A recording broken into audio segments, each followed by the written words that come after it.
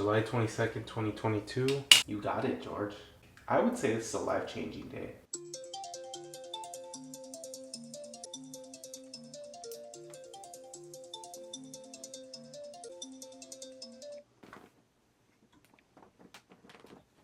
And the habitual routine began.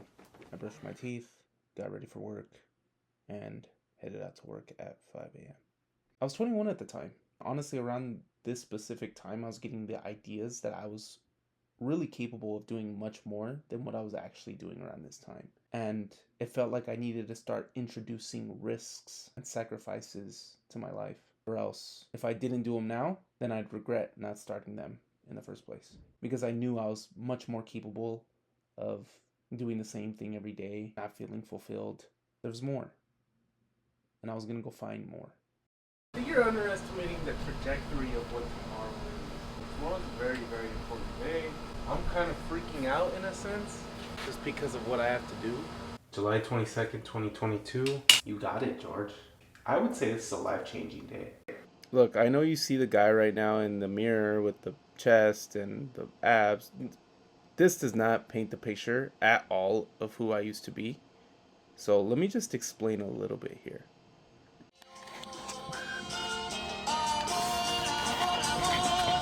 Me vas a recordar. Yep, this was me. The guy laying down on his bed was so inspired by Christopher Nolan's The Dark Knight that he decided in high school he'd be a filmmaker. Being able to make my own feature film by the age of 30 is still a goal to this day. However, I wasn't action oriented to actually make this thing happen for myself. I had all these ideas, I had all these ambitions, all these desires to make incredible, awe-inspiring videos. But guess what? Because I didn't like myself, I didn't take the necessary steps or the actions in order to make those videos, the things that I wanted to do, happen. So as a result, I started hating myself even more and went on this downward spiral of negative self-hate, which then I was able to get myself out of it through tons and tons of inner deep work and also physical work that allowed me to actually enjoy who I was and enjoy life a little bit more. And that is where we're at now. From the kid who was anxious in high school to unconfident, depressed, he is no longer that individual who's afraid and anxious, but someone with newfound confidence, pursuing the thing that he wants to pursue. But now the thing that used to hold him back no longer serves a purpose, and he's on his way towards the thing that he wants most. I had gotten a message from a movie studio. It was for an interview in Los Angeles, and I decided to go, which ended up being one of the most cathartic and fever dream kind of days I have ever had. And here's what I learned from it. I woke up at 3:45 a.m. to hit the gym at 4 a.m. It was a beautiful day, man. I was taking a sacrifice, I was taking a risk, and I had a Starbucks in my hand, riding, coasting the waves, like not at work, and it just felt like I was free. It felt like I was really pushing towards something that I was going to be passionate about, and I was going to thank myself for actually doing it one day. So I felt good, like I felt at peak life. I grab my resume, I shower, I get ready, grab all my snacks for the day. I go into my car, my 2003 Buick Regal, and I sit there. My heart's beating, questioning myself, like, is this really worth it? Should I even go? Like, why would I even go at this point? I get out of the driveway. As I'm inching closer and closer to the train station to purchase my ticket, etc., I noticed the shift in mindset where it's not so much that I want to go, it's more so I hope everything goes wrong so that way I don't have to go and I can create an excuse for myself and for others that this is the reason that I didn't get to go, because I couldn't buy a ticket, because I didn't have the money, or because the train malfunctioned. Luckily, I got there. I bought the ticket seamlessly. The train arrived so simply. And then I got in and I was like, this is fucking it. Like, I am putting my ass where my heart wants to be. I'm in. I'm all in. There's no turning back now. I've never been in Los Angeles. I'm completely green to this area. And I step out of the doors and it's right around the time of COVID. So everyone has masks on. There's smoke up in the air. There's crowds and crowds of people that makes you kind of question like what the fuck COVID really was. And then I reach a point in the tunnel that says left right. And for some reason, I decided right is the only right answer, so I'm going to go with right. And to this day, I still regret going the right way, going right. Because with each step I took and inched towards the right side of Union Station, I heard more screams. I saw more people running. I saw more people shouting and arguing. I saw more homeless people. And I was really just questioning where the fuck I was. I sat down there, once again, completely green, with a green shirt, a gold chain, a gold watch, a buzz cut, a pink mask, and a flamingo backpack on. And I sat there with my book open in hand, and I realized that there's tons of distractions everywhere. I can't possibly read this book. I turn around, somebody's ODing right behind me, and security's picking him up like it's an average Tuesday, which to them it is. And then I decide, well, there's too many distractions here. Let me get the fuck out, okay? I'm going to walk out. And you know what? I have this bright idea that I'll just walk to where my interview's at. You know, right now it's 8:45. Maybe by the time I get there, I can do my interview early and I could just leave. I step out onto the street, a street called Vignes Street. It feels like, wow, this is Los Angeles. You know, this is where I'm supposed to be. I'm taking a step towards my future. This is exactly where it happens, right here, right now. The first person I walk past has a blunt in his hand, and he's just fucking dogging me. Straight, just doesn't get his eyes off of me. And me being me, good morning, how's it going? Says fucking nothing.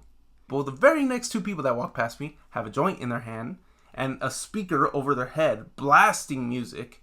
Once again, me, good morning. And they walk past me, turning around as they walk past me. A second right after that, a man runs past me. Full on sprint runs past me. I'm following him as he runs, and I see it all in front of me. Bail bonds after bail bonds. People piled up on benches. The windows covered with gates. I am wondering, where the fuck am I? And with each step I take, my stomach is like, go the fuck back. But me, I'm persistent, so I just keep walking, and I keep walking, and I keep walking. Where I hear more screams, I hear more people yelling at each other, I hear just some gibberish over and over. I'm walking past every bail bonds like it's a McDonald's in Moreno Valley. I'm like, what the fuck is going on? And then I meet him. I'm passing one of the bail bond stores, or whatever you call it, and I reach this dented alleyway. You know, it's not deep enough to be an alley, but it's just dented enough to be so that you can go into it. And I meet him.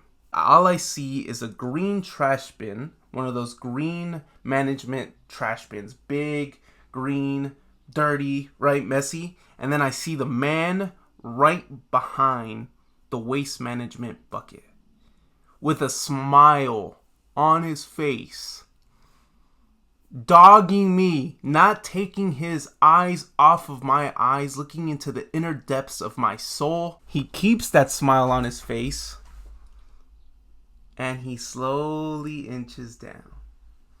To which at that point, that's where fight or flight breaks loose, and I am out of there. I am fucking on go mode, running and pacing as fast as I could, moving forward and forward and forward. And then I meet the second guy, which at this point, he's about, 30 yards away.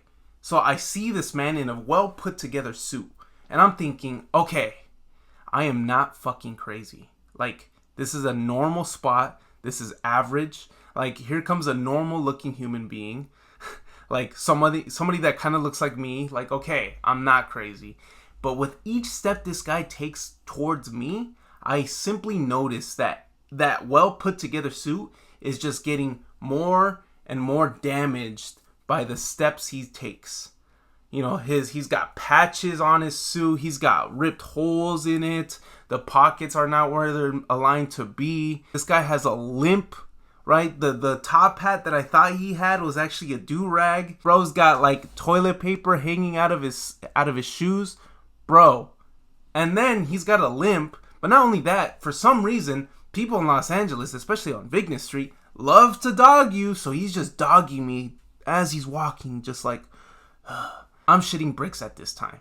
I am telling myself to go back and to go back. But I persist. And then I see a prison in the middle of the city. And the only logic that I can come up with is cops equals good. And then good equals safe. So I walked over there. I went past. But the people, there was like a group of 18 individuals that had just gotten out of the prison. So they were piling up in front of the prison itself, playing jacks, throwing some dye, whatever. And I was just there, like green, once again, completely green. A buzz cut, pink mask, green shirt, gold chain, gold watch. Fucking no idea where I'm at. And I have to walk in between this big group of 18 individuals like I'm Noah with the fucking water on the side. Like, bro, and with each step I take, I feel it come out. I feel my poop come out just from my ass. Like, I was scared shitless, guys. Man, I have to wait 9 minutes for an Uber driver to come. The longest 9 minutes of my life. Bro comes and he dips off, doesn't say a word to me. Like, he's very intimidated by the location that he's in. I get to my interview and I tell them, like, hey, I'm here for the interview. I'd like to do it early. They said, no, you gotta wait till 12. I asked if I can stay until the interview time comes, and he says, no, you can't because we're kind of busy at the moment. And then I asked, like, because I'm just, at this point, I'm desperate, and I just want to stay there and be safe and know I'm in a good, safe position. And I asked him if I could stay until my Uber comes at least, and he's like, no, man, you gotta get out. Like, you gotta wait till 12, bro. And I was like, fuck, man. I get out, and I just feel completely vulnerable. Like, anybody can come attack me at any minute, and I just felt completely unsafe. So I wait another 7 minutes in an area I don't know in Los Angeles, waiting for my Uber driver to come. And literally the only vibes I want to deal with right now are like coffee vibes. I want to be in a coffee shop, have those nice vibes with that soothing music. Like, I want that kind of energy right now. So I pinpoint the Uber to take me to the nearest Starbucks location there is. And guess where this motherfucker takes me? He takes me right back to the position that I was in 30 minutes before. So I had literally just paid to suffer and to be terrified. I went on a roller coaster, literally. Like, I paid for a fucking roller coaster in the middle of Los Angeles. That is fucking hilarious. So there I am, once again, in distraction, can't read the book, and I'm looking around the maps. Around this time, I'm thinking about going back home because I was like, fuck this, I'm not dealing with this. I text my brother telling him about what's going on, and he's like, yeah, bro, it's serious out there. Be fucking careful. And honestly, that didn't help. It just like reinforced and amplified my fear even more, and that like my fear was justified. Where I thought I was being sort of delusional, no, it was like reinforced and justified to be that fearful. And I was like, fuck this, man. I'm going back home. And then I'm looking around the maps, and I see that, like, there's a location right in front of me stating that there's, like, another area with, like, a Starbucks, a Wetzel's Pretzels, a liquor store. And I'm like, what the fuck? What is this? So I go over there, and this place is, like, the fucking soothiest, most coffee vibes kind of spot with a little bit of yelling and a little bit of some crazy shit because it's Los Angeles. It's fucking vibes. There's like a nice little area where you can sit down. There's a piano that you can play. There's like a little gift shop where you can buy shit. I was like, bro. And it was all on the left side. Had I chosen the left side from the get-go, I wouldn't have been so fearful in the beginning and doubted myself. So I kept going. I ended up deciding, you know what, I'm going to stay until the interview and then I'll go home after the interview. So I wait about 2.5 hours. I eat. I read my book. I have another coffee. Honestly, don't drink coffee or caffeine when you're fucking scared because it's only going to amplify your fear. So, yeah, I stay there and I decide, you know what, I will go to the fucking interview. I came all this way. Why would I just go back? That would be a waste of my day. Bars. So, why not just go, right? Just go, George. Just go. Just go. Just go. Just go. Just go. So I go. And around this time, this interview doesn't feel like it's important to me anymore. I get there and I decide, you know what? I'm not even going to take this that seriously. because I just want to go home at this point. So I get to the interview, I get in there, people are talking a little bit. They're talking about what movies they've made. They're talking about, what kind of people they've met, the awards they've gotten, right? I'm looking around, I'm like, this is nice. And then all the people that I'm surrounded by are very similar to myself. Like, they're talking, they love these movies, they this, they that. I'm like, holy shit. Like, I think I'm around the people that I want to be around. So why not just try,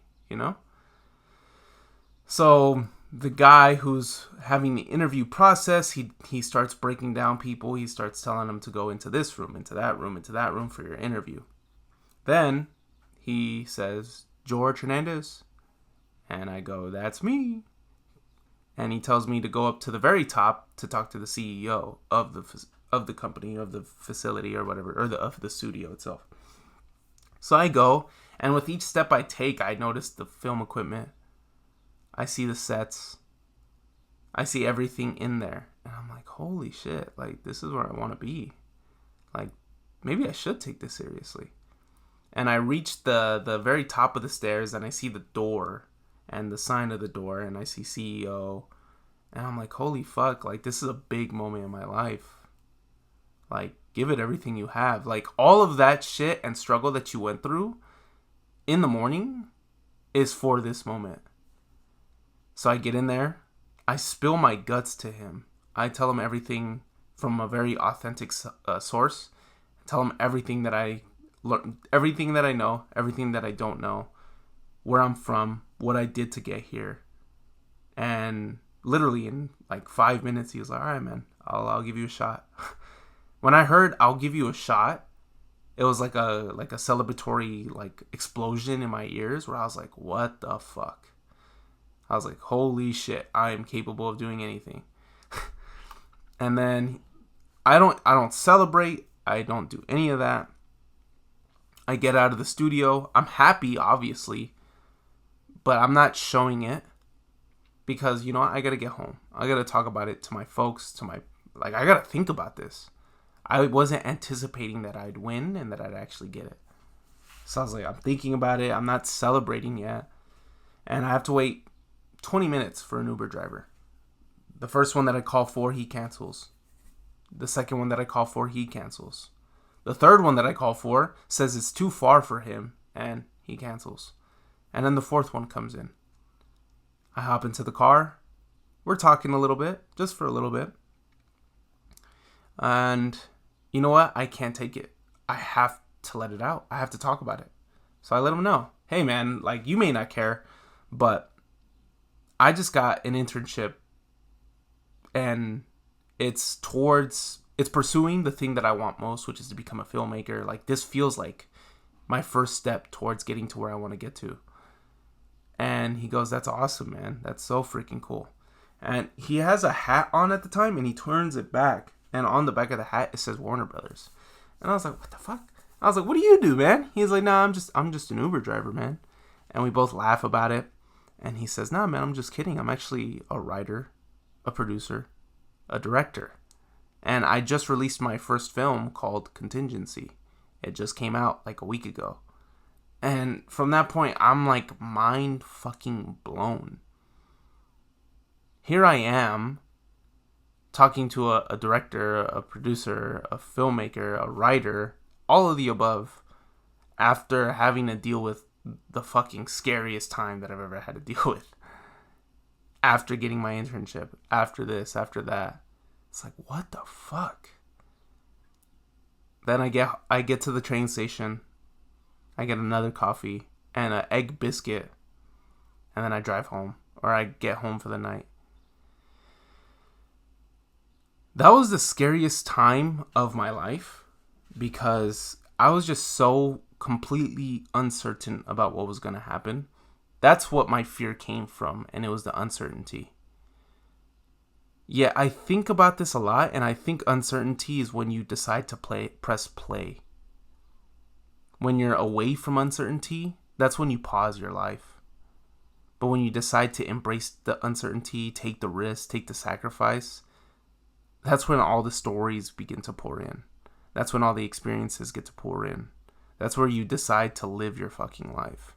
Even if it's uncertain, even if it's fearful, even if it's fucking scary. The most enjoyable times come after you decide to do something stupid, but don't regret doing that stupid thing. The most, is when you consciously know something is stupid, but yet you decide to persist past it and end up creating something worthwhile, meaningful, or something of a story that you can express and tell to someone. So that within itself is a fucking win-win. So what did I learn from all of this? Around this time I was reading Do the Work by Steve Pressfield, and I was learning all about resistance, but I had some idea of what resistance was because I faced it through when I was procrastinating and when I was not action oriented. Like, I understood that resistance, but I didn't understand the resistance, what that was like when I was actually a little bit more action oriented and I was actually doing the shit that I said I was going to do.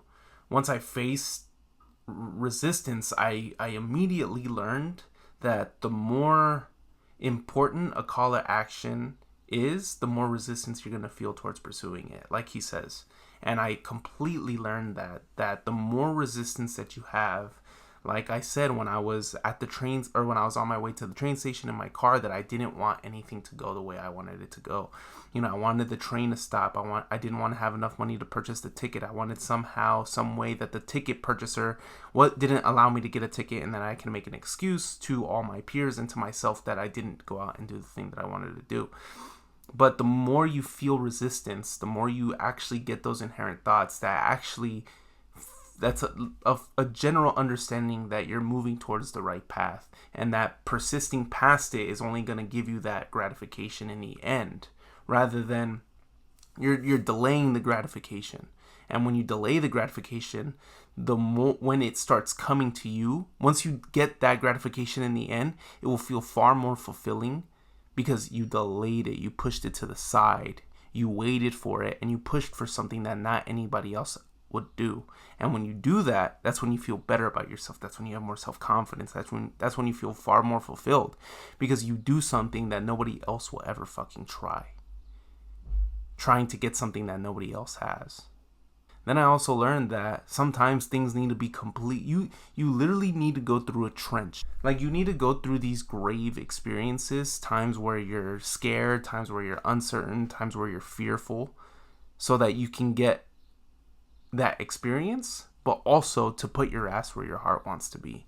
My ass wanted to be there, and I had to push past something that I never had to deal with or experience myself in order to reach that desired outcome that I wanted, which was to be seated in a location that would get me closer to my end goal. Risks at a young age are by far the most important byproduct to reach that point for yourself, so you can actually live your life rather than putting it on hold.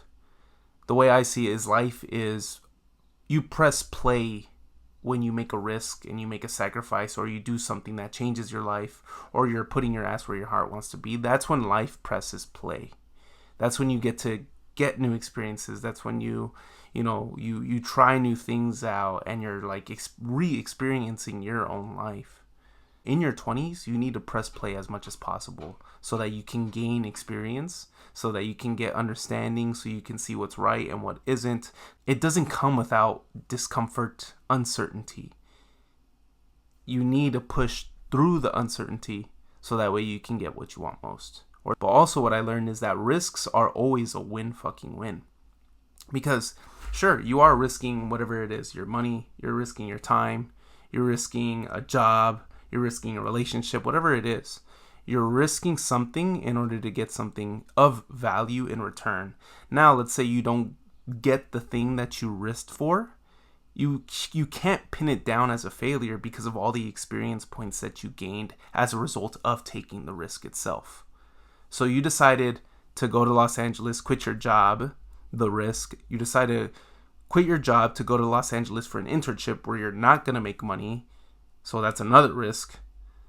But then as a result, what do you gain in the process? Well, I gained that I can push beyond my own beliefs, so I can push beyond my own expectations, that I will do the things that I said I will do, that I can work for 14 plus hour days without breaking a fucking sweat, and willing to do more. I found out that I was capable of hitting the gym, still waking up early in the morning so that I can go to the gym and then go to the train station and then go to work and then come back home and repeat. I understood how consistent and how fucking disciplined I was. And I feel like everything that I gained out of that was by far more valuable than getting that internship in the first place.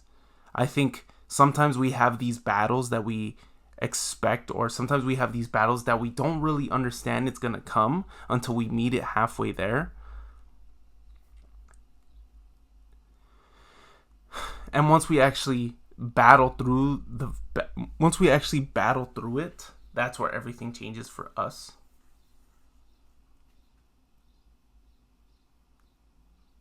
Yeah, sometimes there's this underlying battle that you have to face, but you don't know when it's going to come. And sometimes it only comes at the end result of a risk and at a sacrifice. So it's like you're putting yourself in harm's way, and the only way to get out of harm's way is by sheer fucking action. Because you can't go back to where you were at before, because that's a big risk or a big sacrifice that you made. So it's like it shows you how much you're able to work because of the position that you put yourself in. And through the position that you put yourself in, and through the work that you put in to get yourself out of that position, you learn far more than you would have had you not taken the risk in the first place. So risks are always a win-win. What you gain out of the risk may be even better than if you were to win.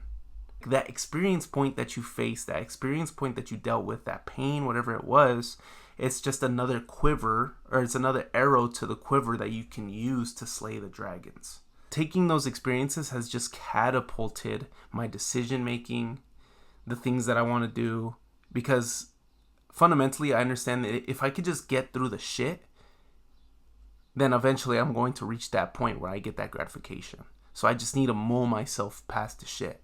And if I can do that, then I know the person that I am capable of being, but I already know I am building myself up as a result of going through the shit. And that really makes you impenetrable once you have that fundamental understanding in your mind. Because it's all up here, guys. It's literally all fucking up here.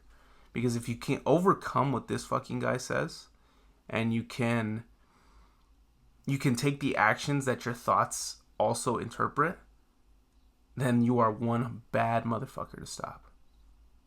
But you can't learn these things at the comfort of your home, the comfort of your couch.